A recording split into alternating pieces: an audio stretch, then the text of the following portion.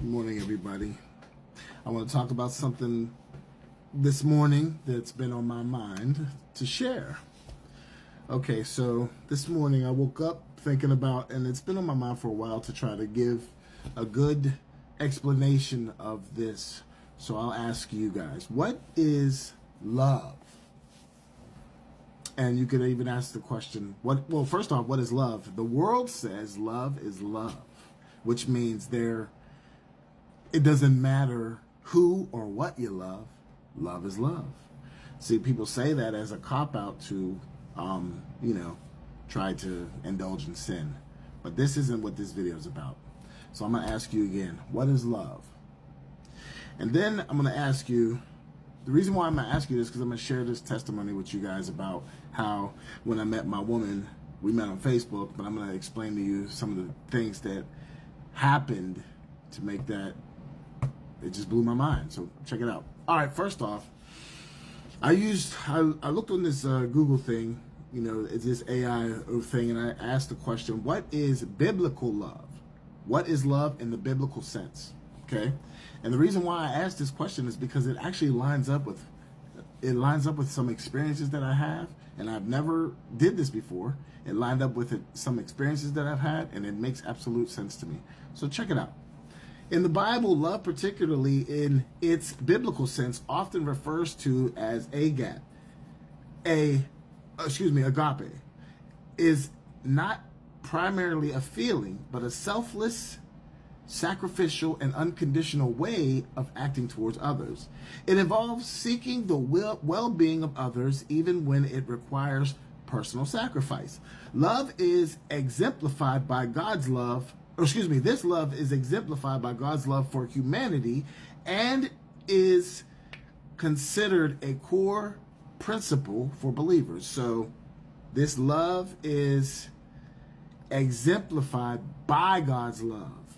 So ultimately, when we think of love, we tend to think of emotions and feelings and butterflies and stuff like that. But this love that we're speaking about from the biblical standpoint comes from God.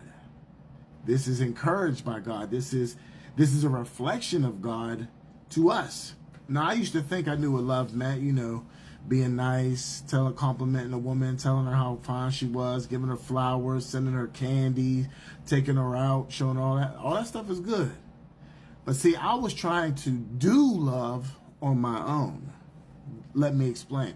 I was trying to do the things that express what I thought was love.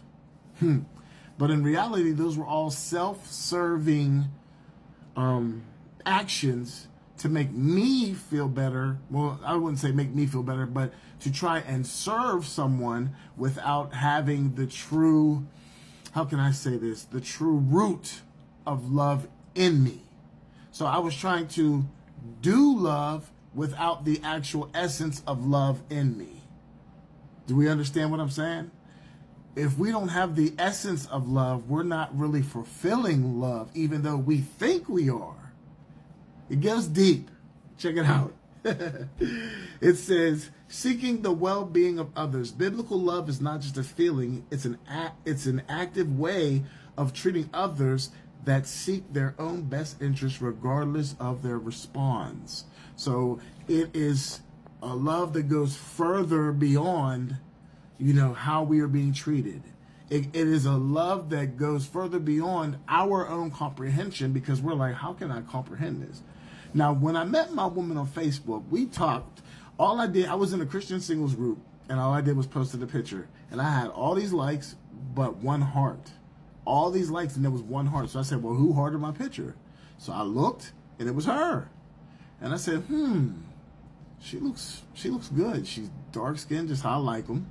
She's from India, always wanted a foreign wife, and she's a born-again Christian. So I added her on Facebook and started talking to her, and she accepted. She said she wasn't going to. But during this time, we were both talking about some bad things that happened in our lives, and we had very similar situations.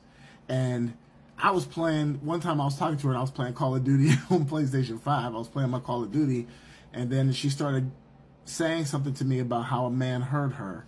And it started upsetting me because as a woman of God, I'm like, how did you not know? You know, I got frustrated with her. And then I said something, and I was like, how would she not know that that man didn't love her? And then God spoke to me. Listen, I kid you not. I'm playing Call of Duty, and I'm thinking, how did that girl not know that that guy didn't love her? Like, the guy before me, like, he tried to hurt her. He hurt her. And I kept saying to myself, how did he not love her? And then I realized, and then God spoke to me, and God challenged me. God challenged me and gave me a commandment. He said, you show her love. And I'm sitting there like, me show her love? How do I do that? Right? So I'm thinking, I don't know how to love like you. I immediately said that, God, I don't know how to love her like you, but you challenged me and you commanded me to love this woman. Next thing I know, I started getting all these not emotional, but these like supernatural feelings towards her that I did not recognize. God started filling me with his love because he is the source. And it says, beyond feelings, while feelings can be part of love, biblical love goes beyond fleeting emotions and manifests in consistent intellectual actions. Intentional actions. I'm so sorry. Okay, so it goes beyond our feelings and intentional actions. It says love as a commandment. This is what God said to me. You show her love. He didn't say, well, do you think you can show her love? He commanded it. He spoke it to me. He said, you show her love. That's exactly how he said it. And it says love as a commandment. The Bible presents love not just as a desirable trait, but as a fundamental commandment for believers. Jesus himself emphasized love God with all one's being and loving one's neighbor as oneself. That's what God did. I'd say he challenged me, but he didn't. It was actually a commandment. I looked at it as a challenge because I was in disbelief. Like, I can't love her like you want me to love her. And that's exactly what I said to him in my mind. I can't love this woman like you want me to love her. And then he's like, we'll see about that. And he's changed everything about me towards that woman and drew my heart towards her because it was a reflection of his heart towards her. It wasn't my own selfish, I'm going to try to do this. I'm going to try to be the man. No, he drew my heart towards her because it was reflect what I was feeling supernaturally. And I'm not talking about emotionals. I'm talking about from the Spirit of God was his heart towards her. And I agreed with it. I lined up in agreement with it. And it says in 1 Corinthians 13, this passage provides a detailed description of what love is and is not, highlighting its patient, kind, selfless, and enduring nature. And it says, love in action. Biblical love is not passive. It is expressed through actions of kindness, forgiveness, generosity, and the commitment to truth. All I can say is that for me to meet a woman and talk to her for a couple weeks, a month, and then God say, you show her love. You show her what love is. And I said to God, I don't know how to love her. So he's going to have to teach me because I don't know how to love her. And then all of a sudden, God put in me his heart towards her, directed it towards her. And I kept saying to myself, I don't understand it. I don't understand it. And I remember the first time I told her I loved her, it wasn't an emotional, desperate thing to get her attention.